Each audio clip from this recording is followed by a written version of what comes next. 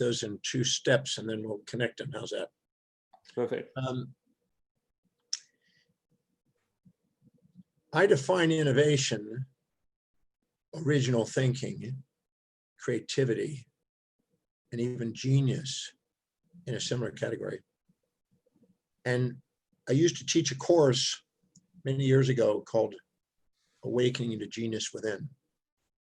And I was very fascinated by that topic of creativity, creating original ideas. I've said to myself since I was around 20 that I create original ideas that serve humanity. I create original ideas that serve humanity. That's been sort of an internal dialogue that I wanted to do. But I found out that when you are challenged, you are innovative. When things are supportive and things are going your way and easy, things are easy, you stay in your comfort zone. You stay in the status quo because it's working. You think, okay, it's working, no need to change. But when all of a sudden things challenge you, you have to come up with creative ideas and adapt. And it has been found that when you're pursuing challenges that are most inspiring to you, when you're pursuing challenges that are most inspiring to you, that's when you get the most innovation, creativity, genius, etc. Genius is the pursuit of challenges that inspire you.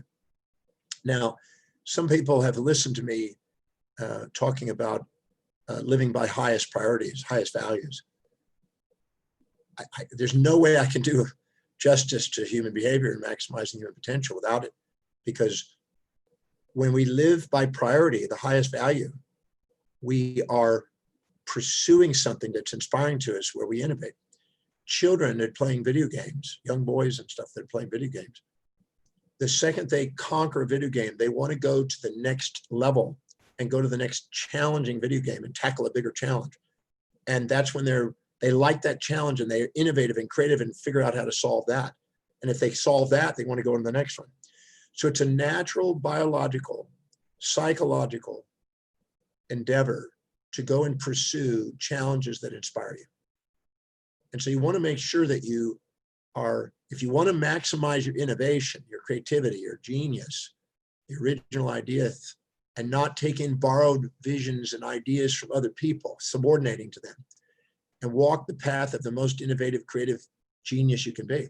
It's sticking to priority and focusing on what is really, really, really most important to you and pursuing the challenges that you want to tackle.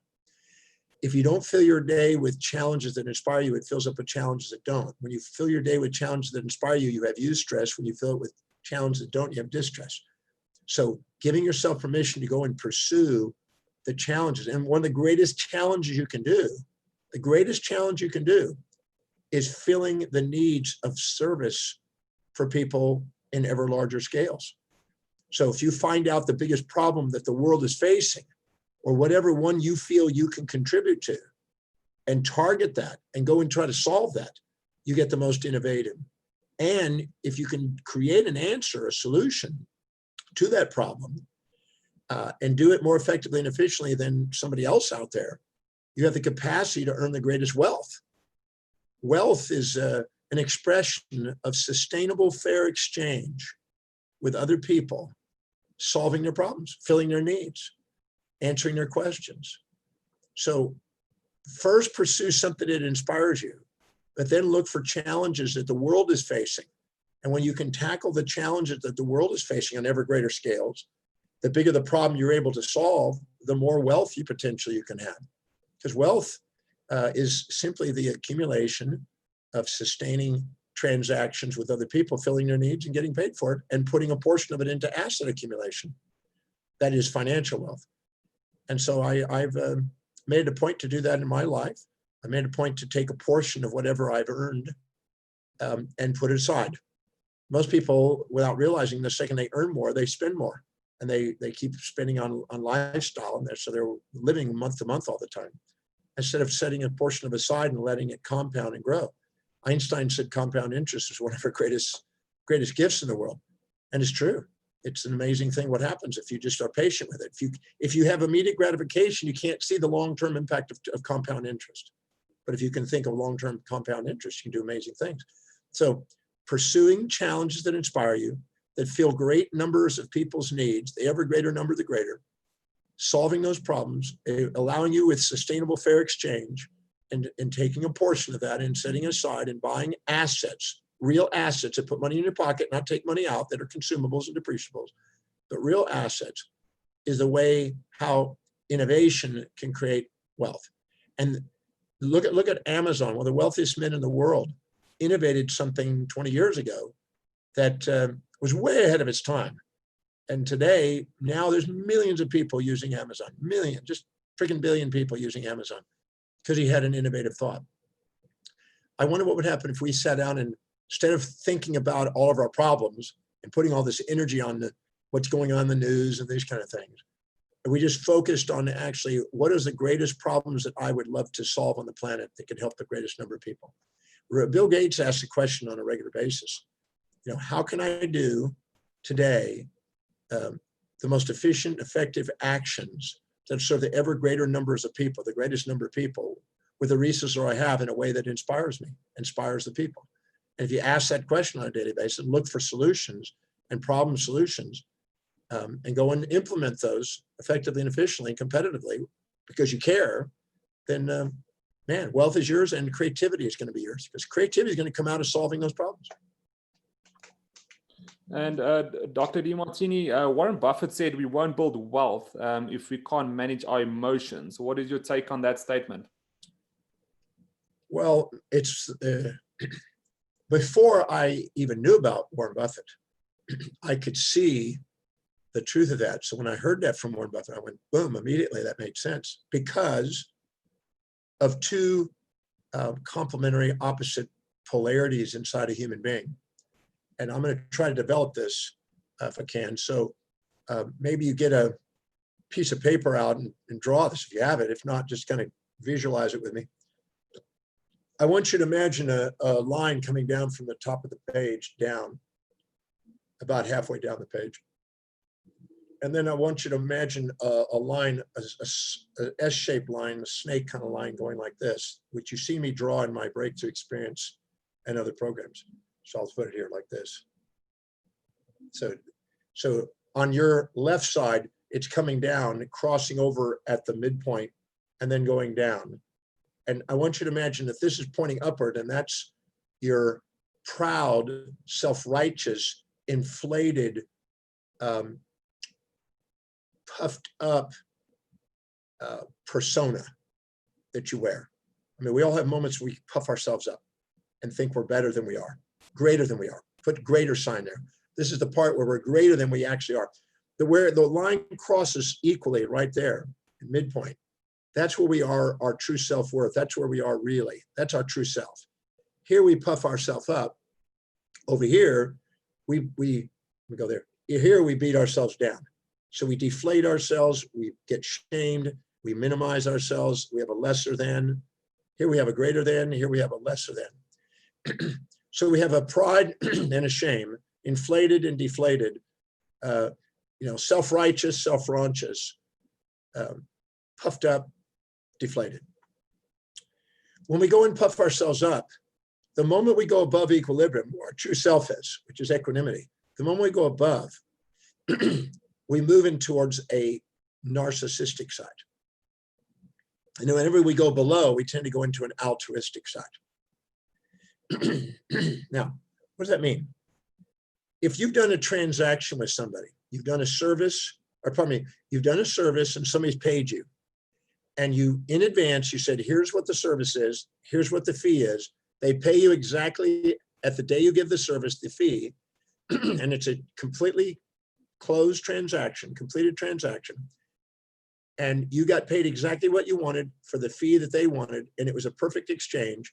You have what is called a sustainable fair exchange, and both parties are going to probably want to continue to go forward in the transaction. But when you get puffed up and you believe that you deserve more, that means that you have done more service and they didn't pay the full amount. So if you did the service and they didn't pay the full amount, what they agreed to, you get narcissistic and you demand more. I want something for nothing more because I've already given you the service. But if all of a sudden you've given the service, but you didn't give the service that was agreed to and they've already paid, you tend to go altruistic and feel like I need to owe them something. I need to give them more service. So when you feel that they didn't pay you the full amount, you get narcissistic. When you feel that you didn't give the full amount for what they paid, you go altruistic. Now, the human being, according to equity theory, has a built-in psychostat, thermostat, you might say, for high and low temperatures. It's trying to regulate it, get it back into the normal temperature, 72 degrees, let's say. So if you go high, you have a built-in part of you that, if you get cocky, it's because you feel that you deserve something you haven't gotten. When you're altruistic, you feel like you haven't gotten something you didn't deserve, and you minimize yourself.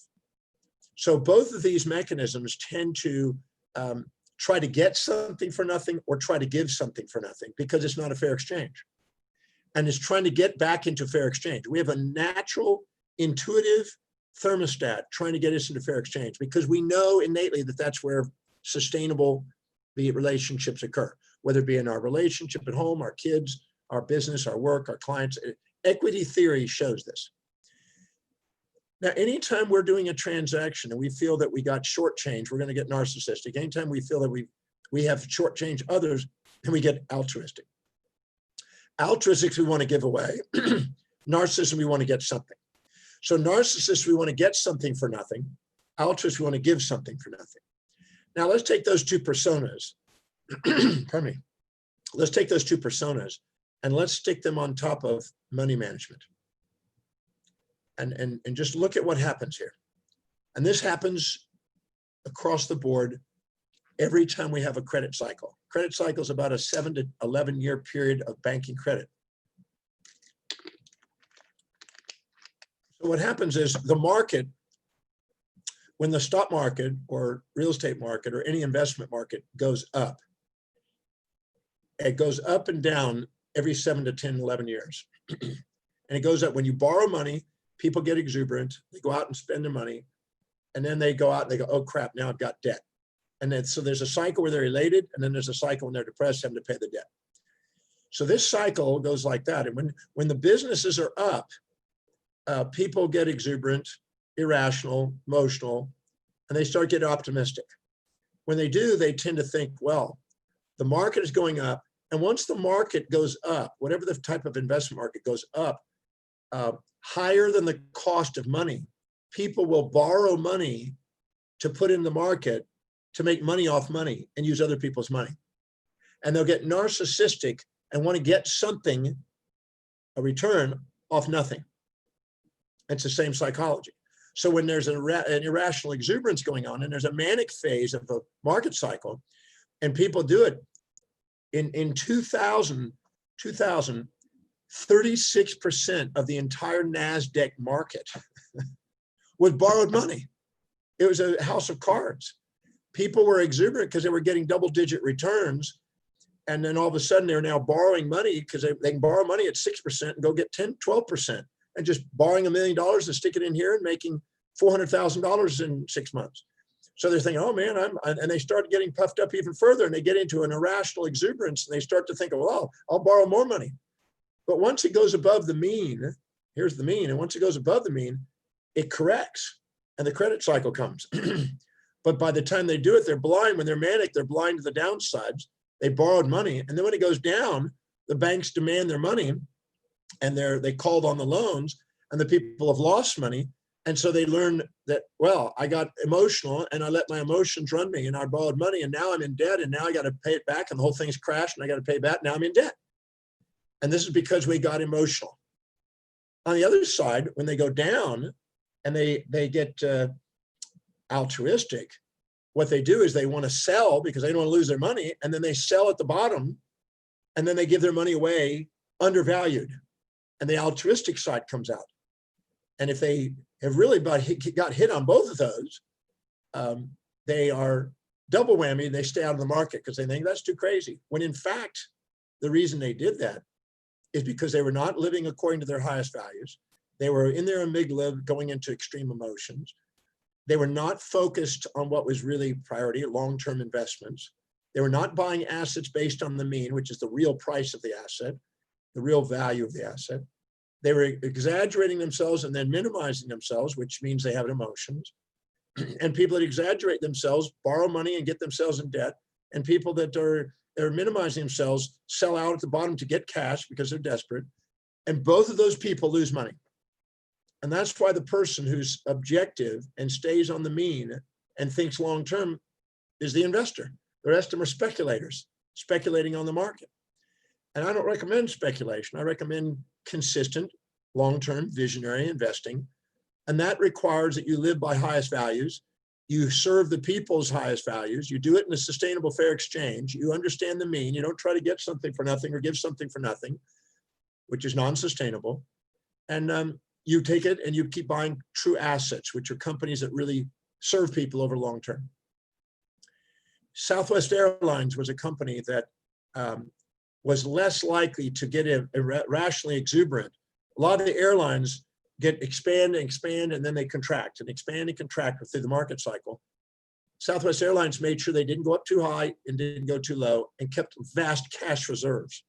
I tell people that by keeping cash reserves, you reduce the emotional volatilities, you keep your strategies, you think long-term, and then if you have cash reserves, if there is occasional crash every 7 to 10 years, you have cash for the crash and you end up on top. And I've been telling that. Sir John Templeton said the same thing. Buffett has said the same thing. Benjamin Graham said the same. Philip Carrot said the same. All the great minds that were real investors understood this. So emotions destroy wealth. That's why Warren Buffett said that. And long-term strategies build it. The executive center is the center for long-term strategies. It has foresight, it has strategic planning, it has vision. The amygdala is an immediate gratifying desire center, trying to avoid predator, seek prey, and that's where you speculate. And people that can't get out of their amygdala are addictive, and they want to quickly fix, and they follow the herd. When you're living by the amygdala, you follow the herd. When you live by your executive center, you lead the herd. I'd much rather lead the herd, and I do that, and I've become wealthy because I've led the herd instead of followed the herd. And I followed basic principles that have stood the test of time. So until you can manage emotions, don't expect to manage money. One of the things that I teach in the Breakthrough Experience is how to manage emotions. And people think, well, how's that going to help my life? Well, in your brain, your mind will not have creative genius unless it's pursuing what's highest on its value objectively and looking for it. Because when you're in emotions, you don't think about solving problems. You're thinking about reacting to outside circumstances. So you lose your mental capacities when you're not living by highest priorities. In business, the same thing. You get exuberant, and then you get cocky, and then you get blind to the downsides and get blind in the business and then get hit. Or you go on the other side, you get altruistic and sacrifice and give away your profits. So all areas of life are impacted by those emotions. That's why in Breakthrough, I'm attempting to give people a tool, a science, the method, DeMartini method, to help them empower all 7 areas without them realizing it maybe up front. But I'm giving them a tool that's a gold mine to help them master all of those areas with one action. And I could go for hours on the significance of that mastery. But people want a quick fix sometimes. They want immediate gratification, and that is the thing that undermines relationships, the brain. The whole area, all areas of our life are undermined by immediate gratification. And I've worked with people in consulting and in breakthroughs and in other seminars with so many people just have so much difficulty breaking their addiction to these immediate gratifications and these highs. And then anytime you see a high without a low or a low without a high, your brain polarizes the mind and makes you think you can get one side without the other. You can't. It is impossible to divide the mind up, except in your elusiveness. When you're illusioned into thinking you can get a high without a low or a low without a high, it feeds your delusion and makes you think you can get it. And therefore it makes you impulsively seeking one-sidedness and trying to avoid the other. The wise individual is objective. The wise individual understands the homeostasis. Wise individual understands brain physiology and knows to go after long-term strategic vision. It's the old tortoise and the hare. And the tortoise that stays along just methodical, and the hare is going all over the place. And eventually the tortoise wins the race. And I think that getting rich methodically is much wiser than gambling and having rise and falls. I teach people to go and read about Jesse Livermore. Jesse Livermore was the wealthiest and the poorest and the wealthiest and the poorest and the wealthiest and poorest, and eventually suicided himself trying to get rich quick. And I think it's because of emotions. So I hope I've answered that question. That was great. Thanks, Dr. Demartini. And then what you've seen over the years, what are the internal blocks to building wealth, in your opinion? Well, besides the ones I just mentioned, Yes. You know, I find that many people, when they say they want to be financially independent, they're not doing what it takes. I've said before on some of my other presentations, there are 10 steps that if you don't know those 10 answers to the 10 questions of financial independence, you don't have any intention of being financially independent. So the one they don't take the time to plan out and put together a financial plan and a strategy and stick to it. And it is not rocket science. I've helped thousands of people rebuild their wealth after calamities, or start from scratch, young people, and build their wealth. And the ones who have followed my simple, old-fashioned approach and never stopped are the ones that are becoming wealthy. And the people that want to gamble all the time, they rise and then they're proud, and then they crash. They have these events occur, and it's just a rocket, and up and down and up and down and stuff.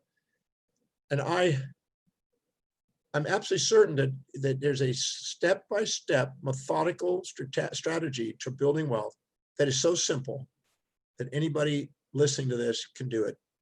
And it's just a matter of if they have the values to do it. If you don't have a value on buying assets, financial independence is not going to happen. Your hierarchy of values dictates your financial destiny. And if you don't have a value on building wealth and a value on serving people and having fair exchange, like the things I've been saying, and you don't have a value on mastering your mind, if you're not studying wealth, you're not building cushions, you're not stabilizing your emotions, the probability of you being financially independent goes way down. I'm not saying you couldn't. You might have circumstances where you get inheritance and these kind of things, but methodical, consistent wealth building takes a strategy. And there are gimmicks. I am amazed at the gimmicks on the market, feeding the fantasies of the people who want the lifestyle of the rich and famous overnight. You know, they'll do an advertising on that, have that ship, that yacht, and have that big penthouse, and have that pot of gold, and have that, and they feed the fantasies and sell the quick get rich schemes to people that are desperate in their amygdala, instead of being proactive, strategy, patient, building long-term compound interest and building wealth. And I watch the people that go off on the tangents, and I watch the people that stay steady. And the people that stay steady year by year, they can see a progression, and it keeps getting bigger and bigger every year. And all of a sudden they realize that there's a crescendo to their wealth building instead of a rise and fall roller coaster. So managing your emotions is one. Having a strategy is two. Having a high value on wealth building and not bullshitting yourself, not thinking it is. And the way you know that is you are actually building wealth. If you have no assets accumulated, you don't have a value in wealth building, or you would have assets accumulating because you'd be doing it. So if you don't have it, then there needs to be a change in values if you want to get wealthy. And then you need to have some sort of structure that has no emotion in it. One of the greatest things we have that I've been using now for 38, going on 39 years is automated savings and investment structures. They're automated. There's no emotion in it. It takes it out of my bank account and sticks it into my investments. And it does it automatically on a certain day, and you schedule, and it's just done. And there's no emotion about it, and there's no turning back, and it just happens. And it's an unexpected bill that goes into investing. That's one of the greatest things I ever learned to do. 39 years ago, when I started doing that, my financial life changed. So it's consistently accelerating the willingness to reward yourself for services rendered, and then the commitment to go serve people, and then taking portions of it, and ever greater proportions of that makes you more efficient in your business. And it's about a strategy. There's no emotion. Money circulates through the economy from those who value it least to those who value it most, from those who have the least order and you might say certainty about it to those who have the most. And whoever has the most certainty, I have absolute certainty that every week money is going into those investments, and every week it's going to grow, and I know what it's going to do. I don't have to question it. and I go out and serve people. My job is to serve people. That automation, its job is to make sure that I end up being rewarded for it. And when I put that in place, and if you do that, your life changes. But it's not about emotions, it's about certainty. And when you're infatuated or resentful, you never have certainty. If I said to you, you're always up and you're never down, or you're always down and never up, you would never have certainty about that, because you go, no, that's not true. But if I said sometimes you're up, sometimes you're down, and you have a little of both, you go, yes. You only have certainty when you have objectivity and when you stick to the mean, when you get to a strategy with a mean up front. So putting those in place is essential for building wealth, and putting a strategy in place. And it's, again, not rocket science. I guarantee I can show people, I've shown people how to do it in such a short period of time. I've actually had clients that have gone with me over to the financial institution. I had them sign a piece of paper, 2 pieces of paper, that's it. 2 pieces of paper to have it automated from their bank account, give them the bank account number, and they've automated a savings, just like they have unexpected bills. Now they have an automated savings, and then once they reach a certain threshold, it goes into investments and buying a certain type of investments. And I set it up, they signed the piece of paper. I said, now go serve people and forget about it. Done, it's over with. Go serve people, stack up the benefits of doing that, and keep going more efficiently at serving, and watch what happens. And people go, a year later, they go, well, I've saved more this year than I've ever saved in my life. Great. And 2 years later, now it's compounding. It's made me an extra $2,000 this year. Great. A year later, it's made me $5,000 this year. Great. It may be $12,000 this year. Next year, it's maybe $28,000. It just keeps compounding. They keep adding. It keeps growing. All of a sudden, they go, man, I'm almost making for my investments what I was working. And I said, great. That's what the purpose of it is, not to be its slave, to be its master. And this is where you have emotions. This is where you're stabilizing your life. This is where you're frustrated having to go to work. Here's when you get to do something you love to do it, not because you have to, but because you love to. This is the purpose of it. And to master that is essential. And the breakthrough experience, that's what I teach people, the mastery of the method that leads to that outcome. And it's showing you the strategy. It's not that hard. People make it very difficult. You know what's interesting? Pardon me, Emil, but Wall Street has been lying to people for decades. And I mean decades, century.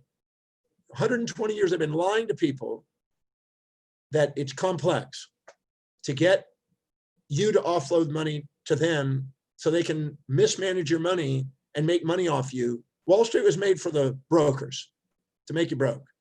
They weren't meant for you. You must educate yourself, value the service you give, value people to give the service, and value wealth building if you want it to work for you.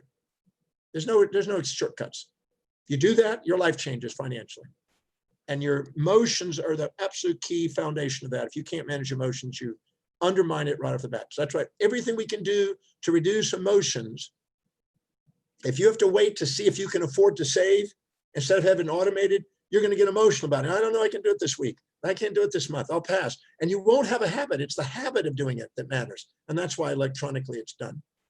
Changes your behavior because you develop a habit electronically. And Dr. Demartini, how do we increase our deserve level and see ourselves deserving of vast wealth?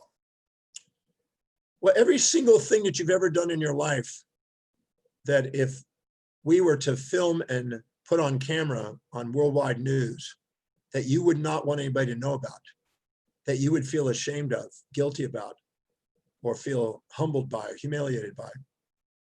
I would make a list of those things. In other words, everything, when you're private or public, anything that you would not want anybody to see and do or know, you're judging about yourself.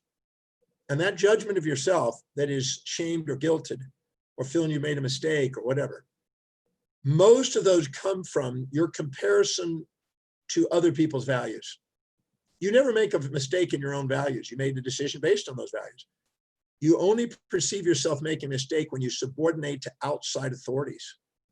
In the breakthrough experience, I teach people how to dissolve the subordination to outside authorities.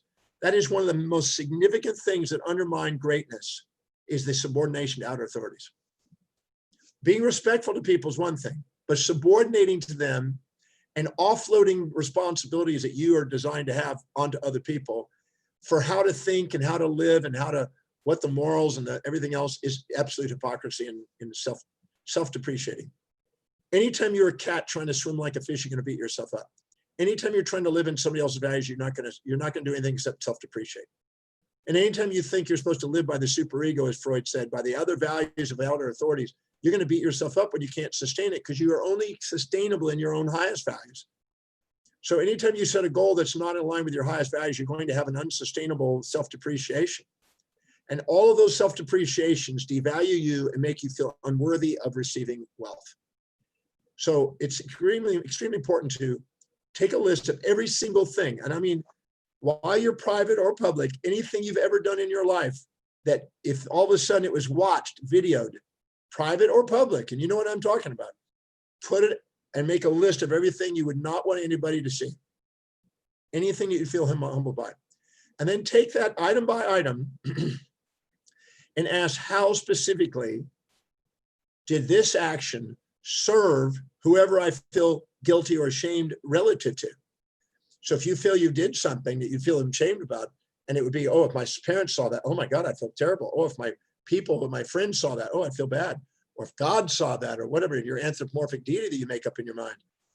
Whoever and whatever you would perceive that if they saw that, you'd feel humiliated. Find out how it served those people and that entity in your mind, and find out how it serves them. Because if you don't see how it serves them, you're going to self-depreciate.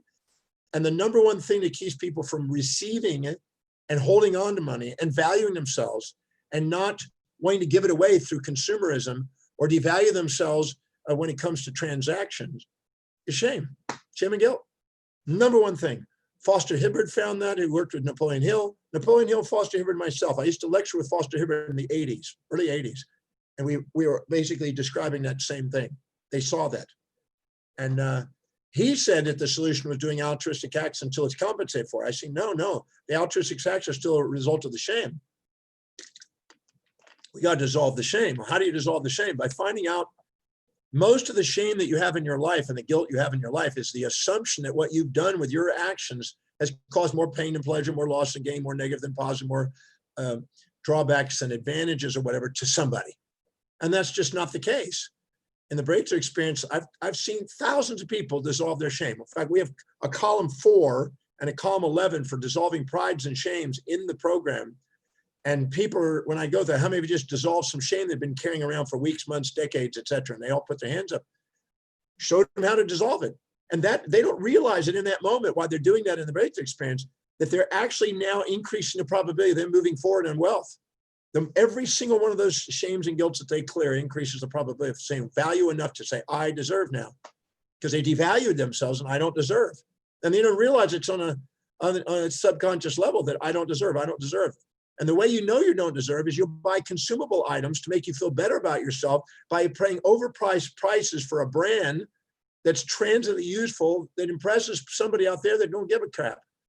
And then you end up blowing it, and then you end up with a credit card debt. And then you self-depreciate. So now you get the high, and then you get the low, and then you self-depreciate instead of building your own brand that you're inspired by, that makes a difference in the world with fair exchange. Then you have wealth. So self-depreciation of shame and guilt and clearing that, which I explained in the breakthrough experience, is very, very powerful in helping a person build their wealth. But it's not only that, it affects your relationships, because some people don't feel worthy of being in a relationship. I've counseled hundreds and hundreds of people that basically say, well, I'm in a relationship and I'm all enamored with him, but what happens if I finds out that I've got these problems? Then he'll leave me or she'll leave me. Well, that's your own self-image. Until you value, you don't expect anybody else to. You clear that, and then you stand up, and then you realize, yes, I have some strengths and weaknesses in there based on my values, but I have something of value to the world.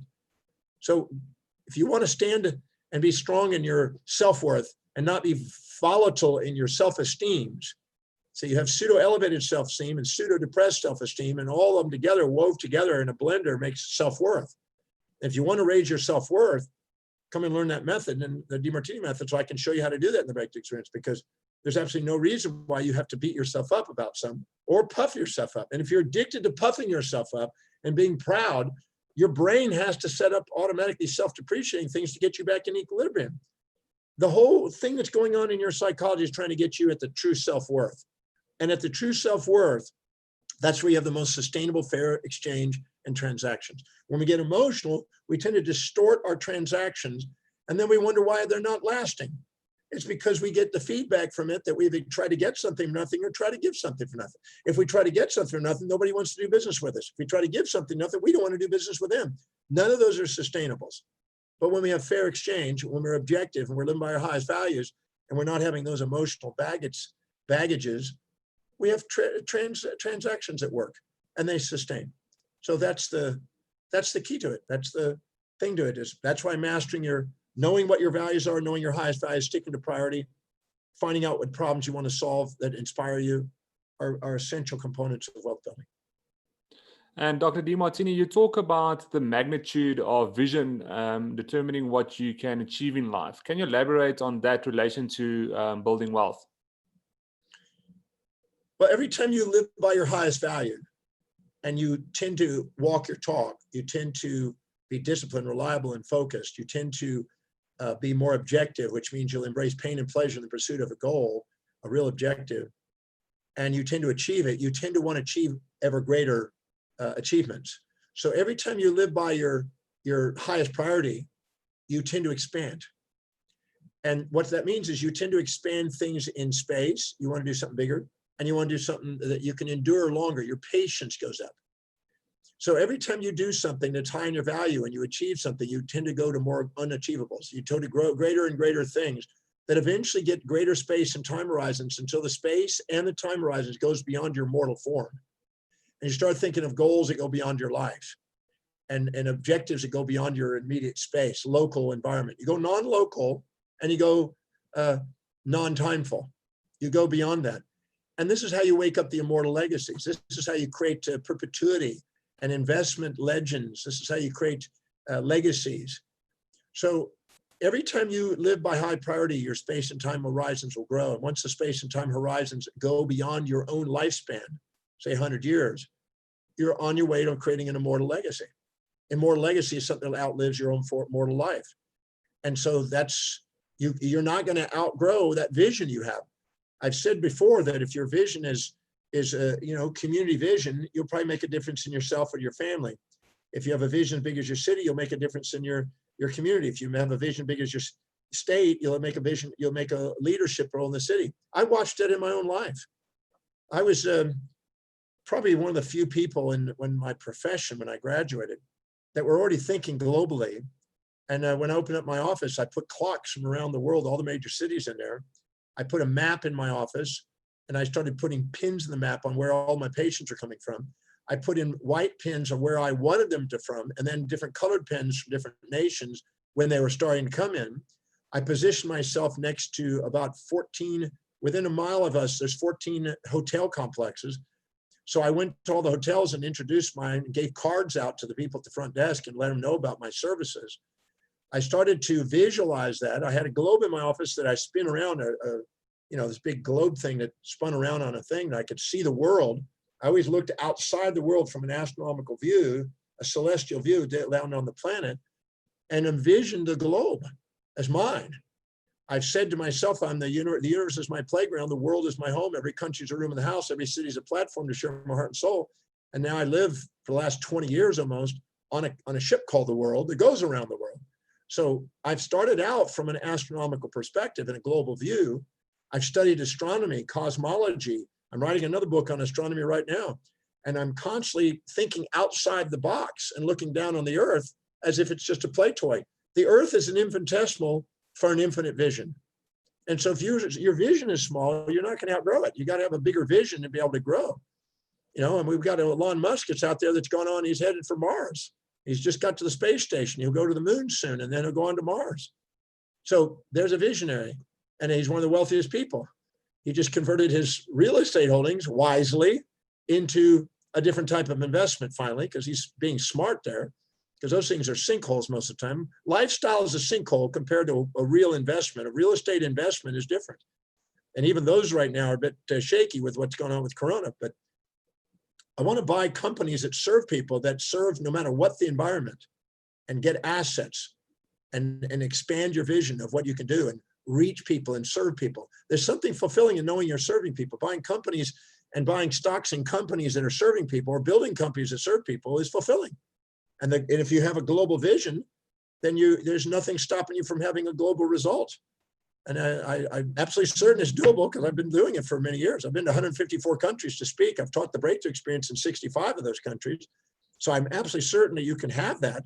It's just got to be willing to work towards it. And if you give yourself permission to play on a global scale, it's yours. And I watched when I was in school, most people did not even think outside the box. They thought of a community and they have a little thing and they serve it, and then they struggle. If that community's down, they're down. If you have a global view, there's always some place in the world that's doing well, and you just open up there. Give yourself permission to play. And I think that it's essential if you want to grow a fortune and also grow influence. All 7 areas of your life, you're wanting to expand, whether you're conscious of it or not. And everybody is wanting to mate with somebody that's got the best package in all those 7 areas. So why would you expect to get the greatest mate if you're not giving the greatest date? If you're not giving something really amazing in the package, don't expect amazing package back. So you settle for something less because you're basically devaluing yourself by playing small. And I'm not saying that it's bad. It's not a moral issue. It's just that inside you have an innate yearning to expand. Nobody gets up and says, I want to be less intelligent and get rid of all my knowledge. No one gets up and says, I want to have a less powerful company. I want to have served less people and have less influence there. No one says I want to have less money. No one says I want to have less fulfillment in relationship, less social influence, less vitality and health, less spiritual awareness. No, we have a yearning automatically to expand and to study the mysteries and go into the greater vista of the mysteries around us.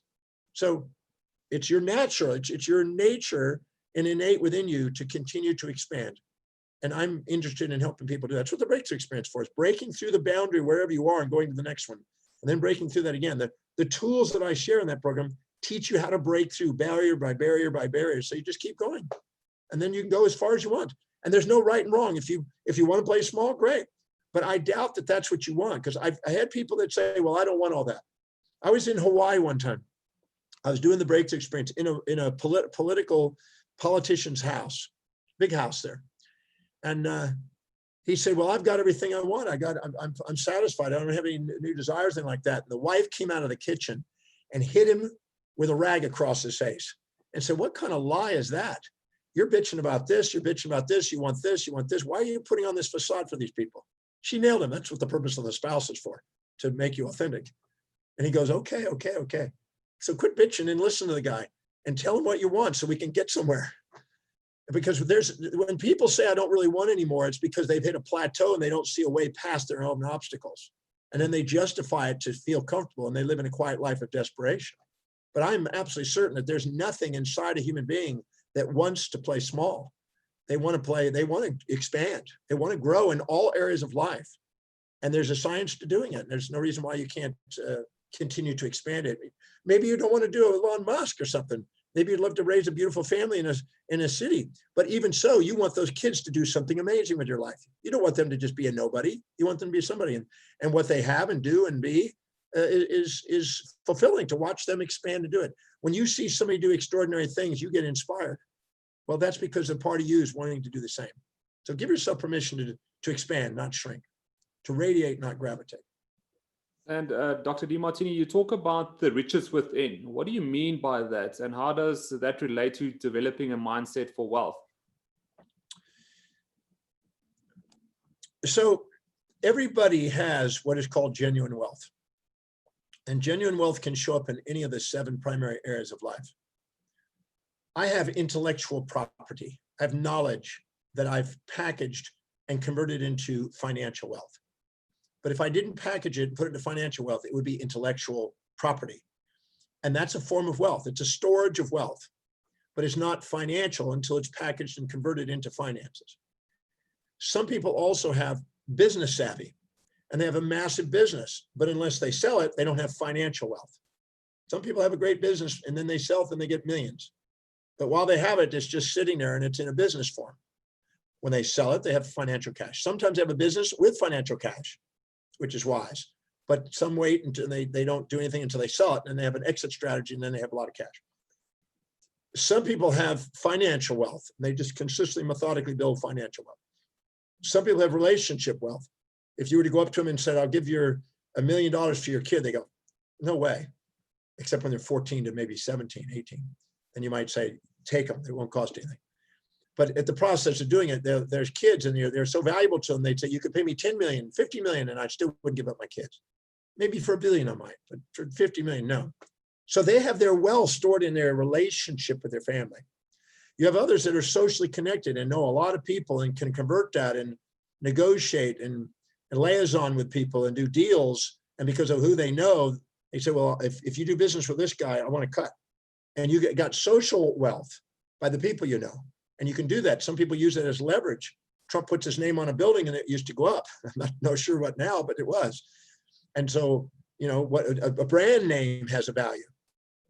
Then you also have physical health. You have some people that are extremely attractive. I know a lady that would not even go out on a date unless you paid her $500,000. And she got it. Billionaires would line up to go out with date on this girl because she was stunning. And she get $500,000 just to go on a date. That's not even for sex. That's not you know, a call girl. That's not a escort of anything. That's just a date because she valued her beauty and knew she had that power and took advantage of it. And why not? She made millions of dollars just going out on dates. Why not? And then for a dinner, if you get $500,000 to go to dinner with somebody, you'd probably do it. As long as they're not psycho or something or control freaks, you'd probably do it. If I thought I could put on a date and for $500,000, I'd probably go on a date too. But I think people would pay me not to go on a date probably. But the point is that then there's also people that have spiritual wealth. Sri Sri Ravi Shankar is a billionaire, has the Art of Living Foundation. He teaches spiritual principles and he has spiritual wisdom that people want. Okay, so there's wealth in all 7 areas. But that form of wealth will not be converted into financial wealth unless you have a higher value on financial wealth that the other ones can convert to, by asking how specifically can my social connections help me be turned into fat cash. And then when you do, you create a company. I helped a lady go from 45,000 to 700,000 in 1 year in income by converting all of her social contacts into deal making and put together paperwork that if they do deals with the people that she makes contacts with, that she gets a cut out of it or a percentage or a finder's fee. She never did that before. The moment she did that, her income went from 45,000 to 700,000 because she made some deals with some oil companies here in Houston and made a fortune. So she was sitting on a gold mine, didn't see it. Everyone out there right now, you're sitting on a gold mine and you may not be seeing it. And it's in one of those 7 or more than one of those 7 areas. I try to develop them in all areas, so I empower all of them. So they're all convertible into cash. And if you do, then you can master the ability to convert those. In my Where's My Billion program, I explain how to convert those and how to turn that into cash flow. Because there's a tremendous amount of intellectual property and ideas and people, and there's a lot of assets you have sitting there, but you may not be sitting in a way that they're turned into cash flow. So in the breakthrough experience, I show you how to have the self-worth, how to dissolve the emotions, how to think by not subordinating. So you're ready in the mindset for the wealth. But still, you need to come in there and come up with a strategy, set it up, structure it, and make sure you look for hidden assets and convert them into real assets that are financially viable. Thank you for that, Dr. Demartini. And for those of you that's joining us live on this live presentation, I'm sure you could see Dr. Demartini can definitely help you with to see where your unique wealth is. Now, I'm sure you could also see or you got a few insights with what you can implement immediately with what you've heard today. If you'd like to continue your studies with Dr. Demartini, we have put together a great offer for you to be able to attend the Breakthrough Experience online with Dr. Demartini. So you'll see it's going to come up now on your screen what we've put together. Dr. Demartini, can you explain a bit more what they can get out of attending the Breakthrough Experience for you, and who is the Breakthrough Experience for and who is it not for? Well, the Breakthrough Experience, it's what I mentioned it through the program, but the Breakthrough Experience is my signature program that I've done 1,100 times now. I presented it that many times, and I've done it over 31, going on 32 years now. And it's where I basically do everything I can to help individuals break through their psychological boundaries that are stopping them from moving forward in the empowerment of the 7 areas of life. And what I'm interested in doing is making sure that you don't subordinate to outer authority, so you basically become an unborrowed visionary from within. Show you how to expand your vision. show you how to take any emotion that you may be distracted by that's in your amygdala, impulses, instincts, things that are infatuations, resentments, all the distractions, pride, shame, all the things we were talking about that undermine the mastery of life, and show you how to turn those by one method, turn those into gratitude, love, inspiration, enthusiasm, certainty, and presence, which I call the 6 transcendental feelings that maximize performance. I show people how to not subordinate, as I said, and how to own the traits of the greats. That's one of the most powerful little tools that I can give people. I've seen people in sports and in movie and in the celebrity industry. I've seen people in business. I've seen people in wealth go to a new level because of following that step exercise. Doing the Demartini method allows you to dissolve baggage that you've been carrying around about yourself or about other people that's distracting. Because anything you infatuate with, resent, have pride or shame about, occupies space and time in your mind and runs you. I show you how to dissolve that. I show you how to set real objectives instead of fantasies for goals. Because if you set a fantasy, you're going to beat yourself up. Your brain is automatically designed to self-depreciate when you set up a fantasy and appreciate the second you set up a real objective. What's the distinction? How do you make a difference? How do you prioritize it? How to determine your values, how to structure your life according to values, how to set goals according to high values, how to increase the probability of achievement, how to expand space and time horizons, how to wake up your leadership capacities, how to build momentum in achievements, how to basically get the executive center functioning instead of your amygdala, and how to manifest things with a formula and how to manifest things from ideas into thoughts into things. We have a new movie that's come out right now called How Thoughts Become Things. It's a sequel to The Secret. It's going gangbusters, and I explain the principles of that. I show how to get clear about what your mission is. Your mission's an expression of what you value most, and it's how to put that together and start building that so you have something you're dedicated to in your life. Because people that are clear in what they're committed to go farther. And it's just there's the Q&As all through it. So there's whatever comes up in your life, we show you how to break through those. And it's a very powerful, 24, 25 hours or so together on the weekend. And I love doing it. I do it. I've done it since the coronavirus. I've done it, I think, 7 times now. And I've taught a number of programs. Every week I'm doing it pretty well. This week I think I'm in London, or doing it in that time zone or whatever. I'll be getting up at 2 o'clock here in Houston to start that one. But I'm absolutely certain that it can make a difference. And what inspires me when you'll get in the program online, we're going to be interacting with you live on the program and solving problems as we go and go through examples. And you're going to see a lot by interactions of the people and my own interactions with you. And it's just an inspiring weekend. That's all I can say. It's not for people that want a rah-rah. So if you're going to stand up on chairs and sing and go kumbaya or whatever and rah-rah-rah with music and stuff like that, this is not a cattle rustling kind of thing. This is not a rah-rah feel-good kind of thing. None of that. This is for people who want to master their life, for people who want to go and empower the 7 areas of life. It's standing on my shoulders that I've been doing for 47, going on 48 years. 48 years in November of working on doing whatever I can to learn about human behavior given to you. And I want you, my life started out, believe it or not, people go, well, you have a different life today, but I actually remember a time when I used to go into diners and look for food sitting on people's seats and scarfing food before they would tell me I got to leave the place. And I know what it's like to eat saltine crackers and ketchup for dinner. And I've lived on the streets and I've lived on an alley before. I know what it's like to have nothing and what to do and try to go and panhandle for the day on the street. I also know what it's like to live an amazing life. And I'm absolutely certain that if I can do these things, there's no reason why anybody else can't do it.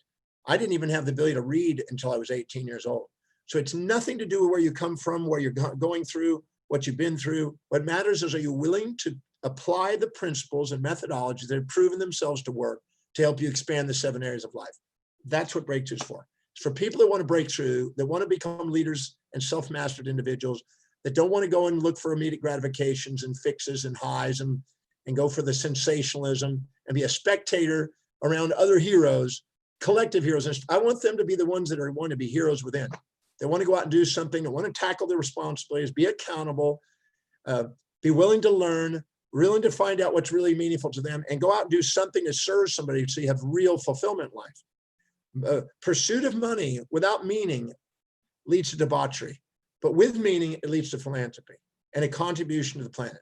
And I know that deep inside, I've asked thousands of millions of people, even in prisons, I've asked them, and people want to make a difference in the world. And there's no reason why you can't make a difference in the world. And the breakthrough experience is about that. It's about helping people break through whatever they perceive that's in their way onto going on to do something that's meaningful to life. And I love doing it. I've been doing it, like I say, 1,100 times. And people think I'm kind of crazy because I do it almost every week. But if you saw what I saw in the programs and saw the changes in people's lives and heard the thank yous at the end, you do the same thing I'd be doing. I have many students that have been with me for many years. One is 47 years now, and they'll come back to the breakthrough experience many times and go, "Why would you come back?" I said, "Because just being around and being reminded of the principles and being inspired by it, and using the method on new things that I'm now facing in my life, is very powerful." And they just want to go in and they want to take their life to the next level. I've seen people that are already extremely wealthy go in there and take new dimensions with it, do something more philanthropic. I've seen people that are just starting out, that are young, very young, and wanting to get a clarity and starting out and getting an advantage that most people don't do. I've seen almost every medical thing. I've seen relationships that are almost on the blink, how to finally learn how to communicate effectively so they can salvage and rebuild their relationship. I've seen people that are in businesses that are sitting there under legal issues, how to dissolve the legal issues, because they're learn the method on how to dissolve the conflict, and it somehow just poofs and changes. So, I mean, there's so many applications to what I'm going to be sharing in there that it's insane not to get exposed to it. I wish most everybody on the planet would get it. I think it needs to be in this friggin' schools so the kids get it away, because so much information is so, Dirac, the Nobel Prize winner, said, it's not that we don't know so much, we know so much that isn't so. We know so much that isn't so. And there's so many friggin' false myths out there that are sold as opium to the masses that people don't even know that there's a deeper truth, a hidden order in the apparent chaos. And that's what I want to bring in that breakthrough experience. I want people to know that that's that, because I want them to know something magnificent. There is a magnificence inside the world and inside you that you may not even have gotten to know.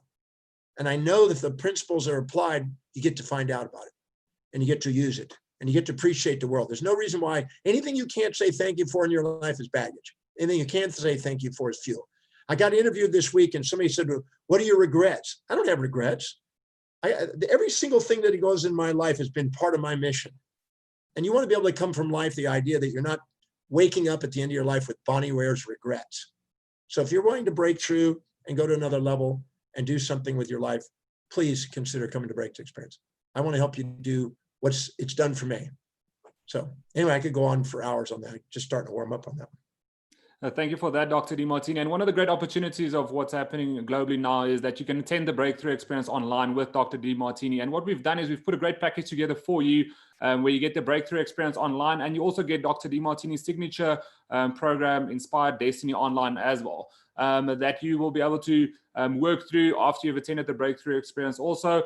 And if you click on this offer, you'll see it's demartini.inc/mindsets. It will take you through to the landing page. You'll see there's a few time zones that you can attend. It is a live program, so it is specific to a date, but you can just click on the time zone that will suit you. You can come in from anywhere in the world, and we look forward to having you on the Breakthrough Experience online. You'll see when you click through on the offer, you're also going to get a 60% or close to a 60% discounts on the offer. So please go make sure that you have a look at that and that you can join us with the Breakthrough Experience online. Dr. Demartini, do you have any last words for us? Yeah, first of all, thank you, Emil, for again, coordinating and asking questions and things. And just, you want to give yourself permission as a human being to design your life. Live by design, not duty. Live by taking command of your own decisions of what you want. Because if you don't get up in the morning and dedicate your life to something that's inspiring to you, you're going to end up being told what to do. And there's no reason why you have to live by other people's expectations all the time.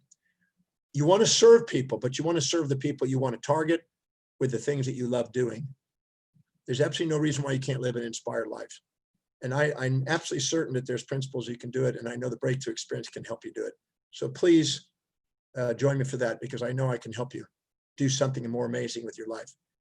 My life has been so transformed by learning these principles over the last 47 years. And to me, to go to the grave and not share those would be insane. So come join me, and look forward to seeing you on the line or in person, wherever we happen to meet. Thank you, Emil. Thank you for that, Dr. Demartini. And for those that have joined us on this live time, thank you very much for spending this hour or 45 minutes with us. We really look forward to having you on the Breakthrough Experience Online. If you do have any further questions, you can also go to Dr. Demartini's website, drdemartini.com.